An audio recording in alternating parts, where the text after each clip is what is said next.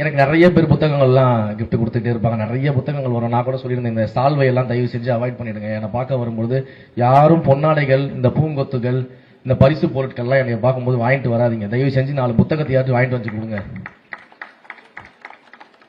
At least அந்த புத்தகத்தை வந்து நானும் என்னோட நேரம் கிடைக்கும்போது படிக்க முடியும். அதே போல எத்தனையோ பேர் புத்தகம் வாங்க முடியாத நிலையில இருக்கக்கூடிய மாணவ செல்வங்கள்லாம் இருக்கிறாங்க.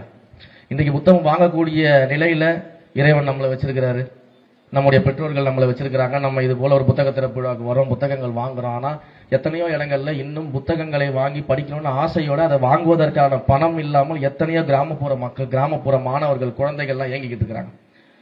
அப்ப நீங்க இந்த சால்வைகளை, பரிசு பொருட்களை, பூங்கொத்துகளை இதெல்லாம் தயவு செய்து அவாய்ட் பண்ணிட்டு புத்தகங்களாக பரிசா கொடுத்தீங்கன்னா அந்த புத்தகங்கள் அது போன்ற யாரோ ஒருவருக்கு போயிட்டு நிச்சயமாக பயனளிக்கக்கூடிய வகையில சேரும். அப்படிங்கிறத இந்த புத்தக திருவிழாவில் முன்னாடி உங்க எல்லாருக்கிட்டையும் மிகுந்த அன்போட ஒரு வேண்டுகோளா